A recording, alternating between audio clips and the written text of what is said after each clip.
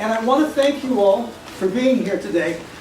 I have some thoughts before you see the play. I stand before you now and arrogantly dare to speak presumptuously of Sieur Molière, and strut assumptions of his preferences and offer only vague, mysterious references. But first, I give to sponsorship its due, without the which this enterprise falls through.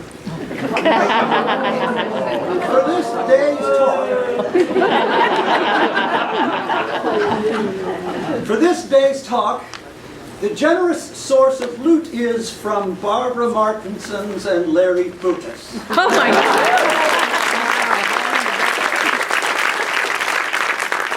Who couldn't make it here today, and I'm sorry they didn't see how far afield I went to get a rhyme. And for his essay that our Tartuffe he frames, I'd like to thank my in-law, Jerry James.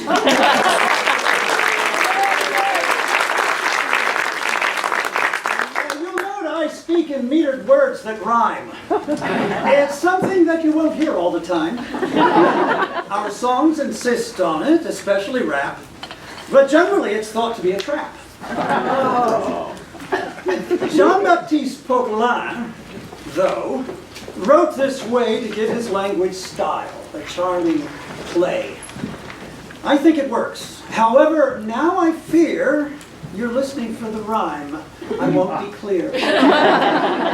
I'll disembark, and rhyme I shall depose, and speak in normal, flat, quotidian prose.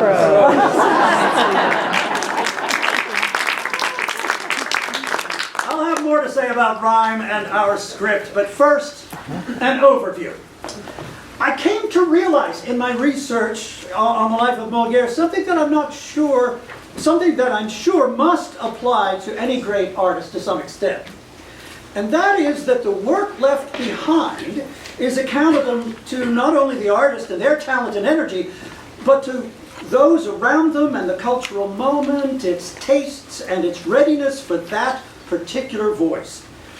That is to say, the work of Molière is not that of just the one man, Jean-Baptiste Poquelin, but his artistic partner, Madeleine Béjart, the Italian troops and their Commedia dell'arte, that particular phase of church reformation, and the early moments of the coming Enlightenment, and certainly not to forget the Sun King himself, Louis XIV. For Shakespeare, it would have been Richard Burbage, Will Kemp, the inspiration of Christopher Marlowe, and certainly Queen Elizabeth, as well as this creative effervescence of the early modern English language. In other words, the byline is an abbreviation representing an entire creative world that comes together by accident in one talented person. Therefore, I want to engage not only the career and development of Molière himself, but also include those around him, the court of Louis, the influence of the Italian theater, and other specific influences. In addition, let me say, I am not generally fond of performing translations.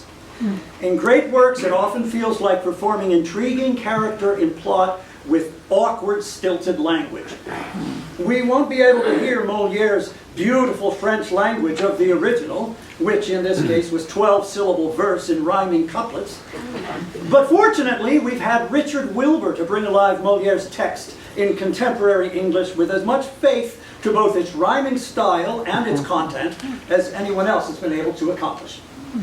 So, I'll lay out this talk in 6 distinct segments. First, the life and career of Molière himself, then a brief look at Commedia dell'arte, followed by a discussion of the play Tartuffe with a scene from our production.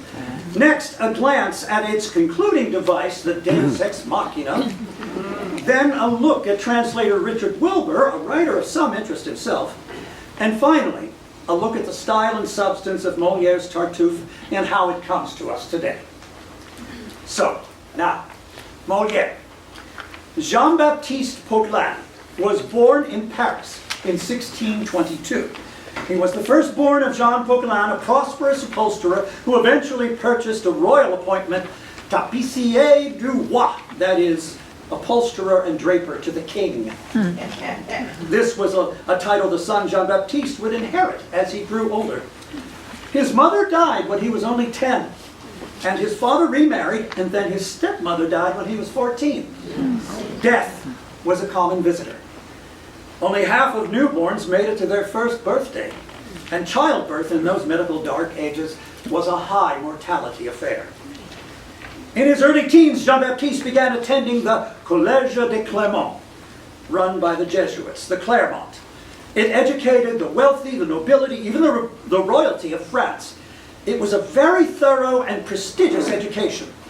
Molière would have been well versed in Latin and Greek, and the most advanced training, among others, was in rhetoric.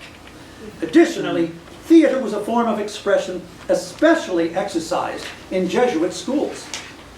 Throughout this time, some biographies indicate that Jean-Baptiste was already showing interest in and would go to the theater with his grandfather and his classmates. He most likely would have seen the King's Players at the Hôtel de Bourgogne, performing plays by, among others, Pierre Corneille, a playwright he would eventually be part of in later years.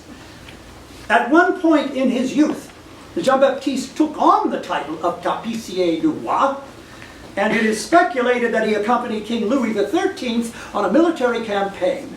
Jean-Baptiste would have overseen the movement and arrangements of the king's carpets and furnishings from one encampment to another. Good training. Good training for a touring theater company producer. After completing his studies at Clermont in 1641, Jean-Baptiste, following the path laid out by his father, got his law degree and may have practiced briefly, but it is about this time that he finally breaks the mold and tells his horrified father those nightmarish words coming from a promising son, "I want to be an actor."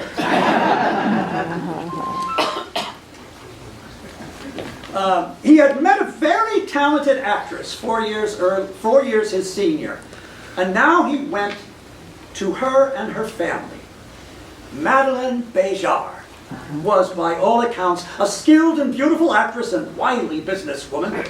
And young Jean-Baptiste must have made an impression, because rather quickly, in 1643, the two of them, along with much of the Béjart clan, devised and licensed the Illustre Théâtre, or the Illustrious Theatre. It suggests a bit of youthful arrogance to claim illustriousness from the start. And Paris was going to teach them a lesson. Madeleine was evidently a magnificent tragic performer, and Jean-Baptiste had dreams of joining her in that most noble of art forms. After all, only those of low tastes found comedy appealing. But mediocre performances of tragedy can be endless affairs. And despite Madeleine's skill, Jean-Baptiste and the rest of the company hadn't the talent to make that form sing. And there were unfortunate developments in their venues as well. As a result, they found themselves deep in debt, and Jean-Baptiste even landed in prison for a day for his debts until he was bailed out by a supporter. Clearly, they weren't quite ready for Paris. Ultimately, the illustrious theater had to close after only 18 months. Undiscouraged, Jean-Baptiste, who by this time had taken the stage name Molière, and Mademoiselle Béjart became the troupe of the Duc d'Epernon, touring the provinces, and Monsieur de Molière began his time in the wilderness. Molière, by the way, is thought to refer to a certain town. It was common that actors would take a place name to enhance their image, giving them a hint of aristocracy. I am Joe of Gibsonia at your service.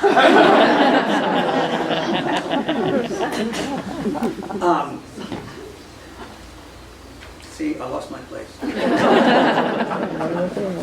We're still laughing. After some time, under the patronage of the Duc d'Epernon, and during the uprisings known as the Fronde, the troupe toured and developed its repertoire by fits and starts. In 1650, the Duke resigned, and they lost his patronage. The troupe, under the ongoing leadership of Molière and Madeleine Béjart, toured the provinces, keeping body and soul together during the years of recurring insurrections. By 1650, Molière had begun writing in earnest, though his greatest love seemed to be performing.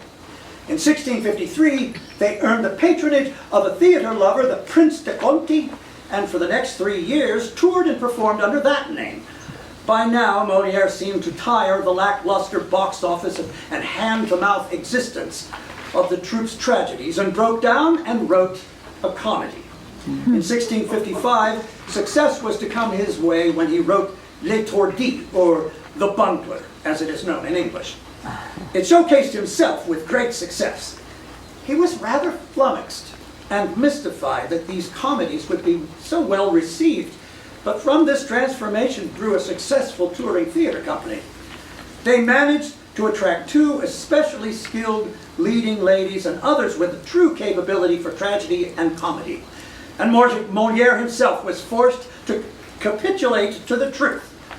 By nature, he was a mediocre tragedian at best, and a genius at comedy. It came with resistance. Comedy was not thought of as high culture. The patronage of the Prince de Conti lasted only 3 years. The prince became more debilitated with syphilis, and in his suffering and remorse found religion. He joined a religious secret society, the Compagnie de Saint-Sacrement, the Company of the Blessed Sacrament, mentioned in Jerry's essay. And in this era, when the church looked down on the theater as sinful, and actors were denied burial in sacred ground, the prince was no longer a friend to the troupe and disowned them. But the years in the wilderness seemed to have honed their craft. Monsieur de Molière and l'Abbé Jard were gaining a reputation, and all they lacked for a return to Paris was an introduction. And in 1658, Molière is 36 by now, they got it. With a modest reputation preceding them, Molière acquired the patronage of the king's brother, Philippe, known simply as Monsieur, who brought the troupe before his brother, King Louis XIV. Legend tells that Molière's troupe's first performance before the king was a Corneille tragedy that was not very interesting. But it was immediately followed by a Molière one-act farce, Le Docteur Amoureux, the Doctor in Love, that brought great praise. An important moment, by the way, and yet there is no surviving text of the Doctor in Love. They had succeeded in impressing the crown, and this was yet more reinforcement that comedy would be the path forward for Molière. Now the troupe de Monsieur, as it was now known, was immediately ensconced in the Petit Bourbon, sharing that theater with the Italian troupe that had been performing in Paris for quite some time. Suddenly, they were in an established Paris venue, and being in close proximity with the Italians was to have an added, lasting effect. 2 years later, the Petit Bourbon was being demolished, and the 2 companies were moved to the Palais Royal. A curious aspect of Molière as a writer for the theater was the fact that he was always a principal actor in his own works. Shakespeare, of course, also performed, but he was thought only to occupy peripheral and supporting roles. But Molière was often the main attraction. He was a busy actor as well as a writer, and he eventually occupied no small role in the court of Louis XIV as well. After 7 years as the troupe de Monsieur, in 1665, Molière and Madeleine Béjart finally earned the king's direct patronage and became the troupe de roi, the king's troupe. These were terrifically energetic years. During this time, Molière earned the affection of and ready access to the king, and even got the king to agree to be godfather to his first son, Louis. A son that never saw his first birthday, by the way, which was, as I said, quite common. A word about Louis XIV. He was 5 when his father Louis XIII died in 1643. His mother, Queen Anne, took on the regency, and she made every effort to strengthen the crown in preparation for her son. This led to insurrections referred to as the Fronde. These were rebellions of the aristocracy in response to the loss of their feudal powers. It was an insecure time for the child Louis, and he and Queen Anne were occasionally forced to flee Paris or remain under near house arrest. These were lessons to inform the young man's destiny. At this very time, Molière and Madeleine Béjart were cutting their teeth as a touring troupe. Queen Anne's efforts were rewarded. When the regency ended and Louis took the throne, he consolidated power away from the feudal aristocracy and eventually became the most powerful figure on the continent. His reign was marked by wars and a flourishing of the arts, and is credited with ushering in the classical period of French literature. Ballet was a particular development of Louis's arts interests. He actually danced himself a great deal in the court entertainments, and it is thought that it was in his appearance in dance as Apollo, the sun god, that he earned the moniker the Sun King. Molière was involved in writing entertainments that included the dancer King Louis. The 15 years of Molière's presence in Paris would be the most productive years of his writing career. From his arrival in Paris in 1658 to his death at the age of 51 in 1673, Molière would write The Imaginary Couple, The School for Husbands, School for Wives, Tartuffe, The Misanthrope, Amphitryon, The Miser, The Learned Ladies, Imaginary Invalid, and at least 21 other works, some of which are lost to us now. Many of these additional works were extravagant productions, or ballet and musical events for the satisfaction of the king, which included music, dance, and occasional mechanical wonders. Some of Molière's work was engaged in the full contact sport that was the literature of that time and place. Molière was not shy about mocking the people and practices of his time. His settings were mostly contemporary, which made his criticism hard to mistake. We might call it trolling these days, though with many more than 280 characters of text. Molière took spirited swipes at doctors, lawyers, and even the clergy eventually. He sometimes put pièces éclives, or representations of living figures, on the stage.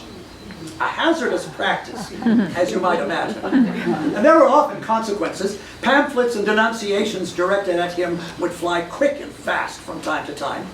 He made enemies with his high-spirited mockeries. There was something quite sharp about his pen. But I imagine being so close to and having the support of Louis, the most powerful figure in all of Europe, gave him courage. Molière experienced a long decline in health with ongoing and, it seems, ineffectual treatments from doctors, which served as good fodder for some of his writing.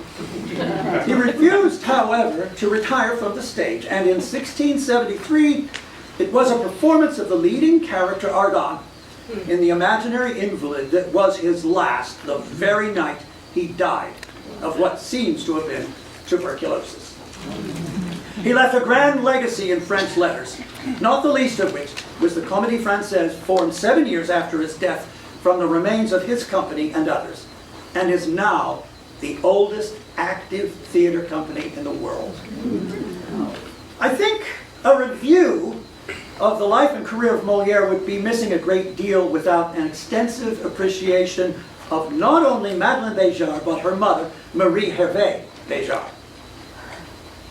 Madeleine Béjart was a magnificent performer and a central attraction in her own right. She was a savvy businesswoman and producer as well, and handled a great deal of direction of the company alongside Molière. A contemporary wrote of her, she was beautiful, she was gallant, she was very intelligent, she sang, she danced well, she played all kinds of instruments, she wrote very nicely in verse and prose, and her conversation was very entertaining. She was, overall, one of the best actresses of her age, and her acting had so much charm that it really inspired all the feigned passion of the plays one saw her represent at the theater. Now, I tend to think that Madeleine Béjart had a great effect on Molière's work. A working playwright doesn't write in a vacuum. Parts will not be written without the talent at hand to play them. And I think Madeleine had the experience and insight to nudge Molière in more successful directions dramatically when necessary. One probable disappointment in her life was a mirror image of Molière's. Molière, the reluctant comedian, was eventually forced to lead the company away from Madeleine's wheelhouse, tragedy. Later in their years in Paris, Madeleine was playing Dorine, the sassy maid in Tartuffe. No doubt a satisfying part, a great part actually, but maybe a step down after a career as a prima donna tragedienne. None of the literature indicates that there was any difficulty between Madeleine and her lover, Molière. At least nothing that threatened the success of the troupe. And I find this remarkable for an actress of presence and power. She would have been a tremendous anchor on the stage for most of their careers. I'm going to backtrack here a little and look at a perplexing aspect of Molière's personal life. His marriage in 1662 to Armande Béjart, who was officially Madeleine's sister, but is generally thought to have been Madeleine Béjart's daughter. Molière and Madeleine were lovers, but Madeleine's daughter Armande is thought to be the outcome of an earlier lover of Madeleine, the Comte de Modena. We can imagine how awkward it might be that after years of intimacy with the mother, Molière decides to court and marry the daughter. Of course, it raises the possible specter of incest, as was implied by some of Molière's enemies, but that charge seems not to have taken hold. The marriage had a couple of good years, it is thought, but the great difference in their ages and Armande's coquettishness resulted in an unhappy marriage, evidently. All of this is guesswork, by the way. The only biographical records are official documents, cast lists, and financial receipts, and biographies of Molière that were written after his death based on the memories of those left alive to testify. And those biographies are not composed to bring shame to the great French man of letters. It seems impossible to tell from the evidence the absolute truth of the matter. And let me state right here that there is absolutely no evidence in the record that Madeleine Béjart at any point attempted to murder Molière, which I find surprising. Madeleine's mother, Marie Hervé Béjart, seems to have been an astonishingly devoted stage mother, and she was there with critical financial support in those early years when Molière and Madeleine were struggling, and never left them as the years went by. Judging from the evidence, I will make a speculative statement that is simply my own, and that is probably too far out on a limb for the scholarship to go. I think that without Madeleine Béjart and her mother, there would be no Molière as we understand him. The Béjarts kept him afloat and gave him critical stability, I think, until he was ready for prime time, as they say. Now, Commedia dell'arte. As I mentioned, Molière was substantially influenced by the Italians, and the style that came to be known as Commedia dell'arte. It was a style of popular street theater developed in Rome in the mid-16th century. Commedia companies were among the very first professional theater companies, and Commedia boasts the first professional actress on the European stage since antiquity. She was Lucrezia di Siena, legend has it, although it is possible that hers is only the earliest surviving record. The Commedia companies were touring all over Europe by the mid-17th century and were very popular, with a permanent residency in Paris by the time Molière arrived on the scene. Commedia relied on a warehouse of stock characters, most of them masked, ample improvisation, pantomime, and well-rehearsed and reliable lazzi, which I'll talk about in a moment. Commedia narratives were relatively simple by our expectations, with a number of characters making their return in each variable story. In Commedia, each character embodies a mood: mockery, sadness, gaiety, confusion, and so forth. Pantalone, the greedy old man. Dottori, the know-it-all doctor. The cowardly braggart Capitano. The melancholy Pierrot in love with the sassy servant Colombina, who has a male counterpart, Arlecchino. And always the innamorati, young lovers whose desires are thwarted by pantaloni or dottori and are brought together in the end, often by the clever manipulations of Colombina or Arlecchino. You will see echoes of several of these stock characters in Tartuffe, along with a very familiar romantic narrative. There will also be lazzi, L-A-Z-Z-I, lazzi. These are familiar and very reliable comic routines. There are several of these in Tartuffe, and I'll discuss them in a moment. They're reflected in our present day, I think, in one of the most memorable stand-up routines, Abbott and Costello's Who's on First. Other heirs of the Commedia traditions would be Laurel and Hardy and the Marx Brothers, right down to the Skipper and Gilligan.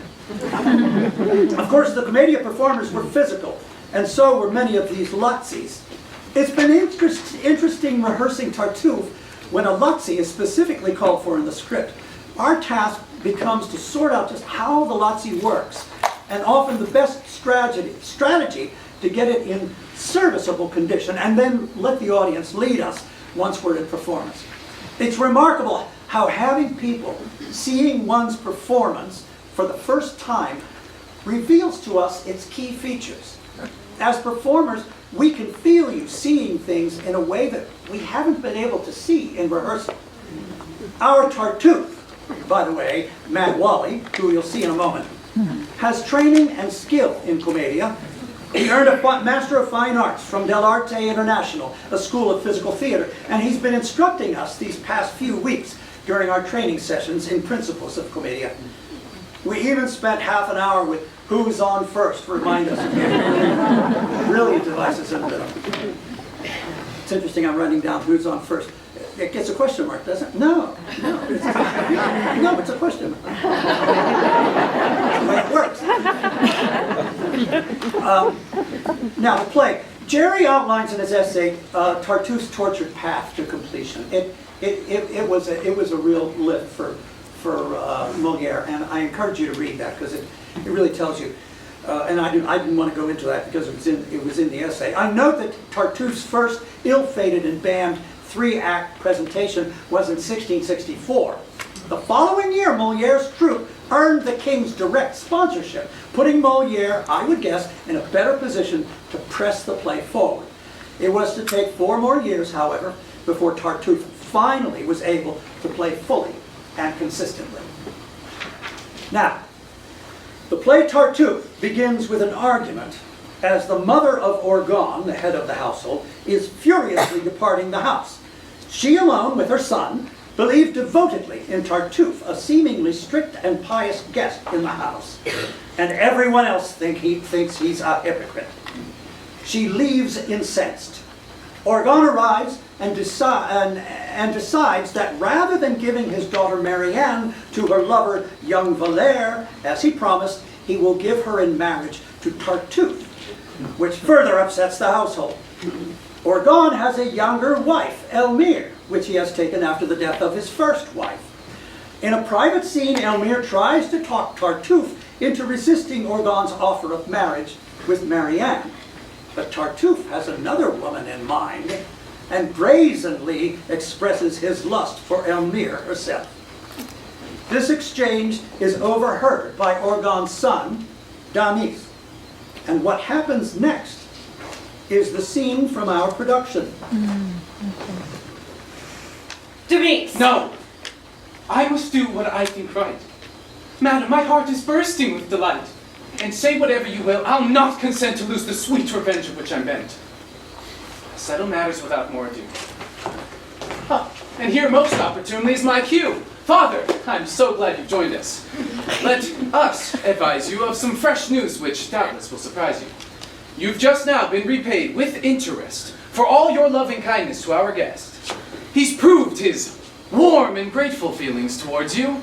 It's with a pair of horns he would reward you. Yes, I surprised him with your wife and heard his whole adulterous offer. Every word. She, with her all too gentle disposition, would not have told you of his proposition. But I shall not make terms with such brazen lechery.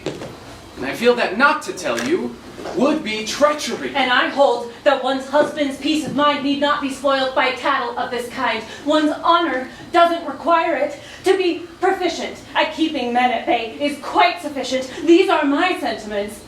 And I wish, Demise, that you had heeded me and held your peace.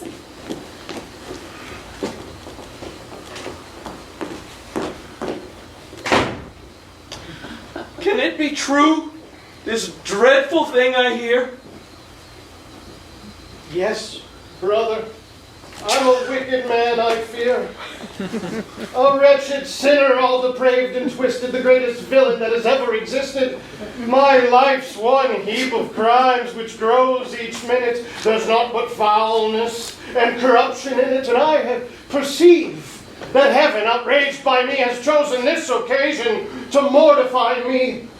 Charge me with any deed you care to name. I'll not defend myself, but take the blame. Believe what you are told, and drive Tartuffe like some base criminal from beneath your roof. Yes, drive me hence, and with a parting curse, I shan't protest, for I deserve far worse. Ah, you deceitful boy! How dare you try to stain his purity with so foul a lie? What? Are you taken in by such a bluff? Enough, you rogue! Enough! Enough, dear brother, let him speak.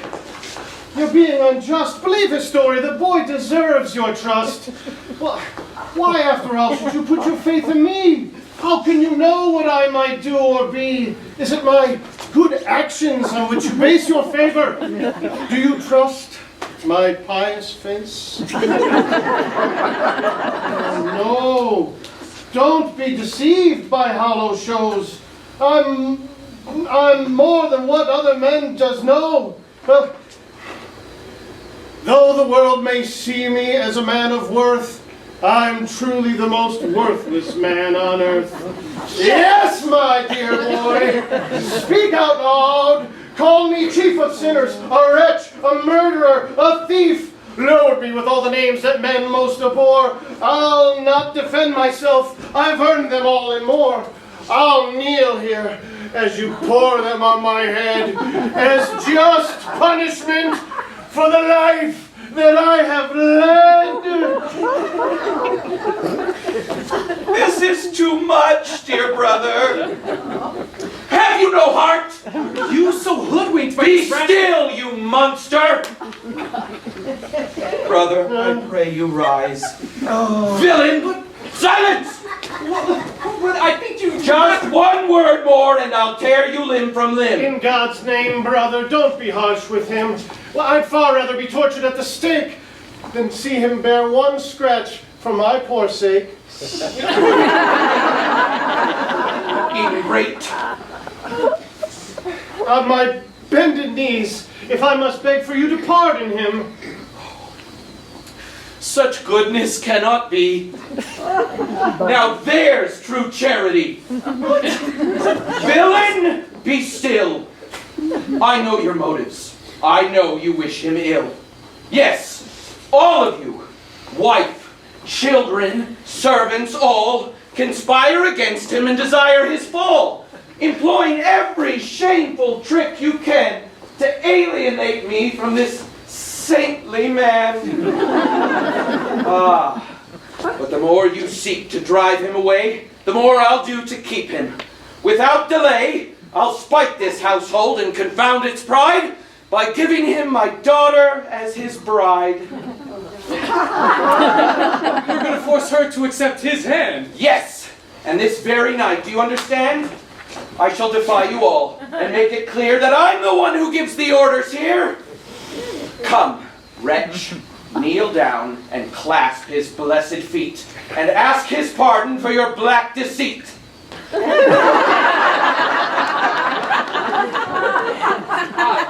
Ask that swindler's pardon why I'd rather... So, you insult him and defy your father? A stick! A stick! No, no, release me, do! Out of my house this minute! Be off with you, and never dare set foot in it again! Well, I'll go, but I think... Well, go quickly then! I disinherit you. An empty purse is all you'll get from me. Accept my curse!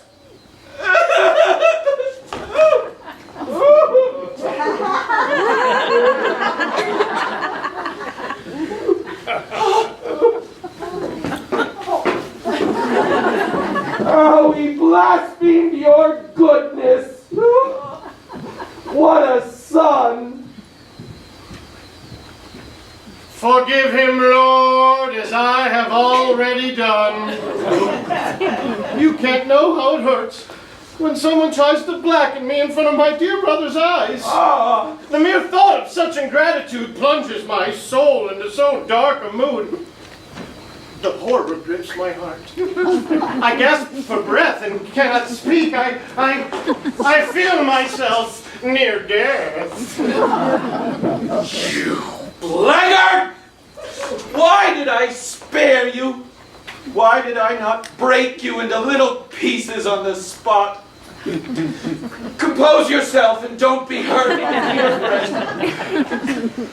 These scenes, these dreadful quarrels must end. I've much upset your household, and I perceive the best thing would be for me to leave. Oh. What are you saying? They're all against me here. They'd have you think me false and insincere. Oh, what of that? Have I ceased believing in you? Their adverse talk will certainly continue, and charges which you now repudiate, you may find credible at a later date. No, never. Brother, a wife can sway her husband's mind in many a subtle way. No. No. To leave is the solution. Thus only can I end their persecution. No! No! I'll not allow it! You shall remain. Oh well. Twill mean much martyrdom and pain, but if you wish it, enough. So be it. But there is one thing that must be settled as I see it. For your dear honor and for our friendship's sake, there's one precaution I feel bound to take. I shall avoid your wife and keep away. No, you shall not. It pleases me to vex them, and for spite, I'd have them see you with her day and night. What's more, I'll drive them to despair by making you my only son and heir. This very day, I'll give to you alone clear deed and title to everything I own. A dear, good friend, and son-in-law to be is more than wife or child or kin to be. Will you accept my dearest offer, dearest son?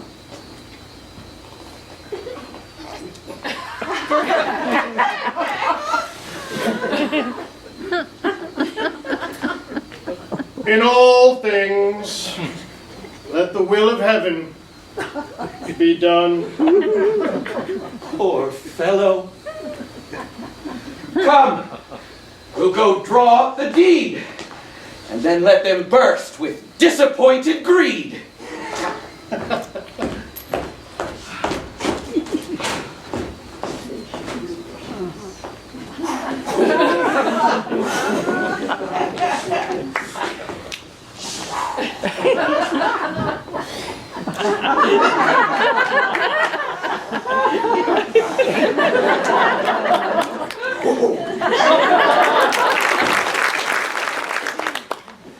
Ultimately, Elmire convinces Orgon that she can show him the corruption of Tartuffe and gets him to hide under the table. She then calls him Tartuffe and lures him into attempting to ravish her again. He does so while railing at the foolish gullibility of Orgon. Orgon, having overheard all this, is finally convinced. He emerges from the table and furiously orders Tartuffe to leave, but it is too late.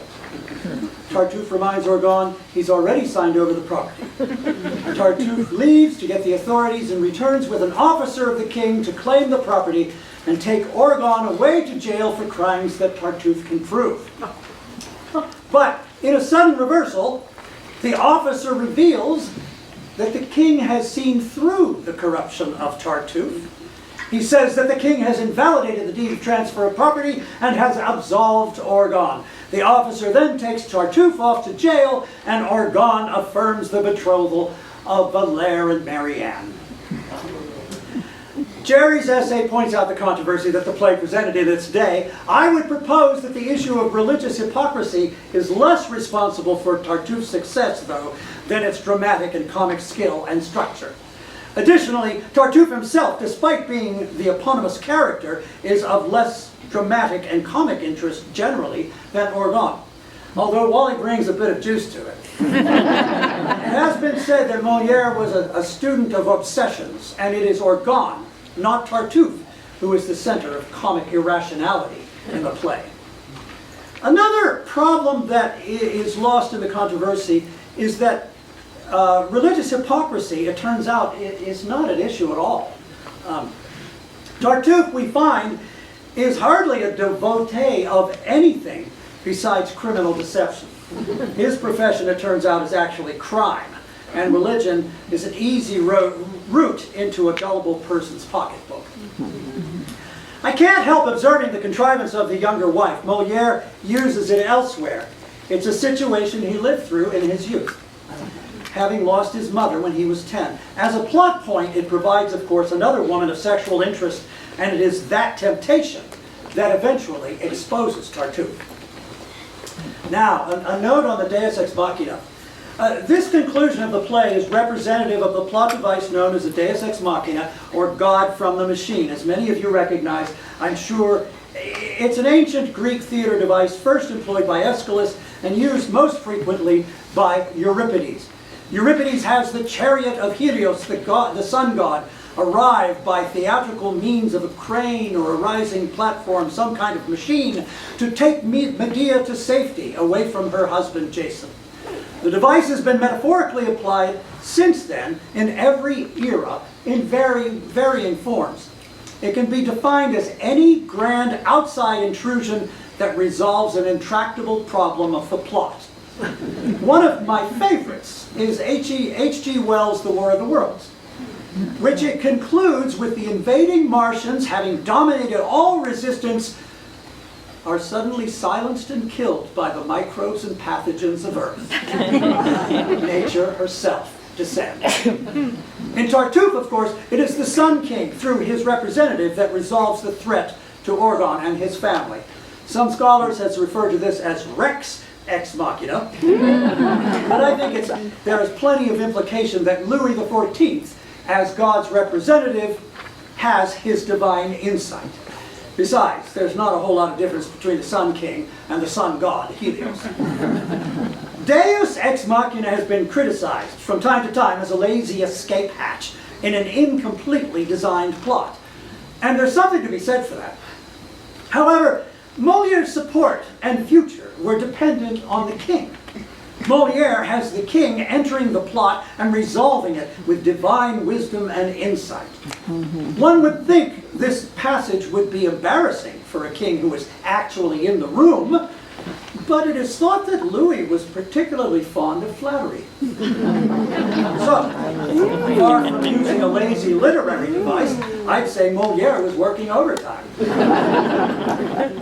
Now, for Richard Wilbur, the scene you just saw finishes the first half of our production. Something to ruminate over a cookie and intermission. You hear, of course, the rhymed verse of the translation we are using. As I mentioned at the start, I'd like to say a few words about this translator, Richard Wilbur. He was an honored poet in his own right, winning the Pulitzer Prize for Poetry in both 1957 and 1989. He was also a United States Poet Laureate in 1987 and 88. Another feather in his cap was as primary lyricist for Leonard Bernstein's Candide. Wilbur's rhymed verse translation of Tartuffe was completed in 1963. His first translation of Molière was The Misanthrope in 1955. In his introduction to that edition, he explains his approach to the language. He says, Moliere's logic loses all its Baroque exuberance in prose. It sounds lawyerish, without rhyme and verse to phrase and emphasize the steps of its progression. The logic becomes obscure, not crystalline.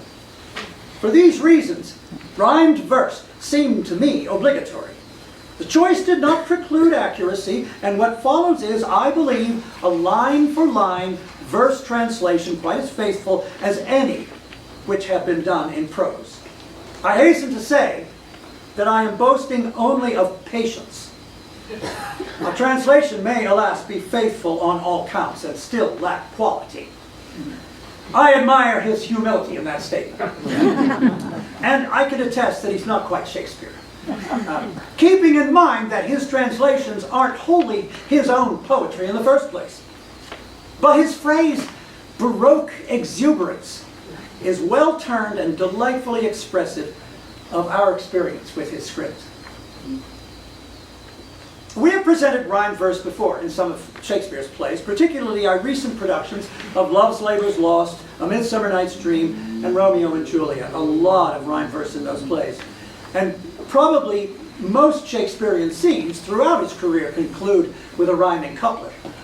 But none of Shakespeare's plays are wall-to-wall rhymed like this. It's a delight and a challenge. When actors present language for the better part of 2 hours, it will be inevitable that words will be replaced or dropped occasionally. We're in the business of drama, not perfection, after all. Perfection can be an enemy to life and immediacy on stage.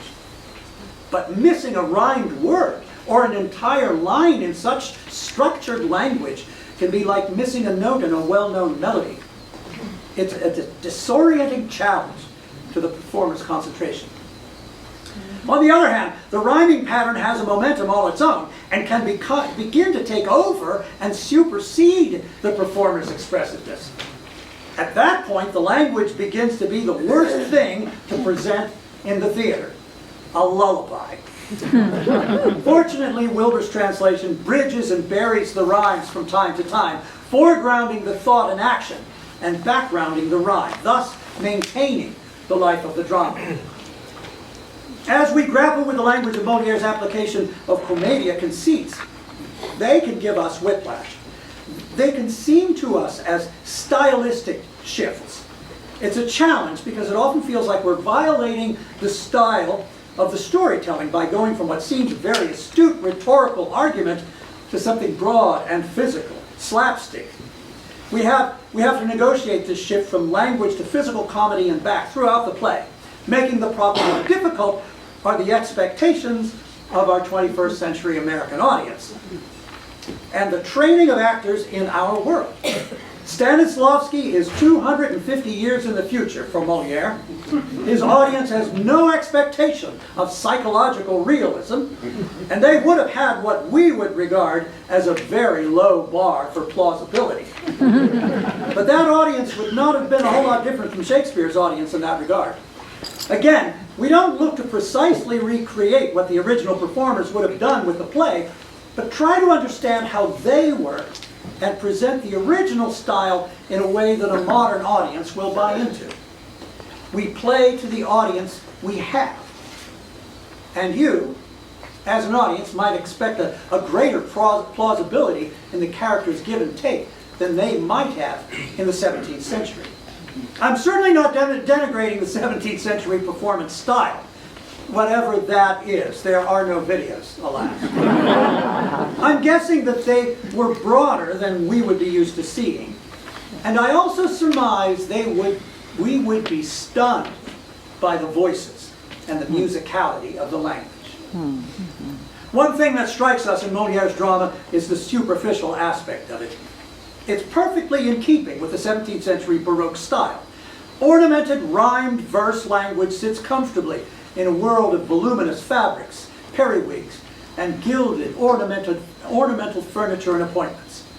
You can see this in Cindy's costume design, my set, the wigs we have for this production by Kate Mamana, and the nature of the harpsichord music of the period. The Rogue is terribly fortunate, by the way, to have Russell Runnebaum composing and playing for us. How he landed a fully functioning harpsichord in 21st century Tucson, Arizona. A bit of magic, I think. This is the harpsichord, by the way. It's lovely. What it means for performance is that the drama is straightforward and sits very much on the surface. And layered psychology is, for the most part, not very possible, actually. It is not without nuance, I think, but these will be grace notes, not central to the characters. The weight of the drama is in the rhetorical power and charm of its language and its depiction of human obsession. One thing that I neglected to note before I wrap this up is this will be the Rogue's 100th production.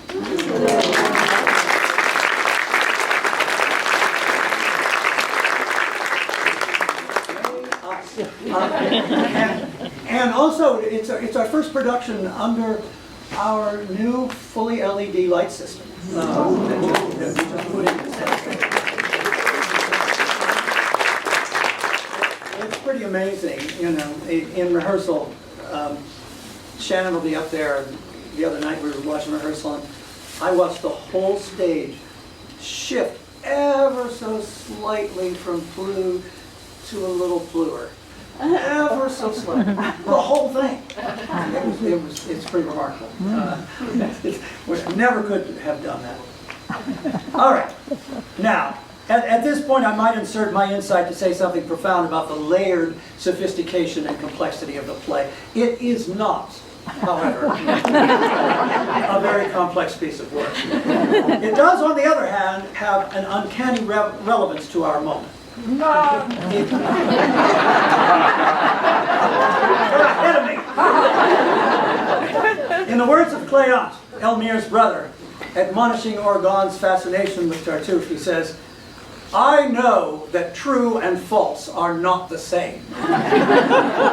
What could possibly make such a fundamental statement even necessary? We're finding that out.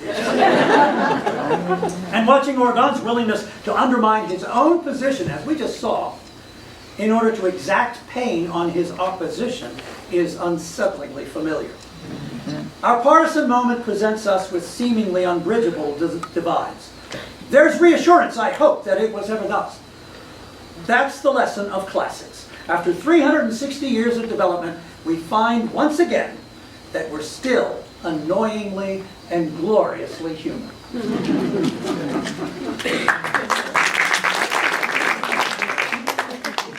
One last note. I hope you've gotten something in the way of preparation here to see the play. I'm not a scholar, so I fear I've not offered much wisdom more than food for thought. As always, though, we're not the ones to see the full extent of what our art can be. That's up to you. It's through your fine cognition that we will see the play come to fruition. We'll do our best to be above reproof and hope you'll join us when we play Tartuffe.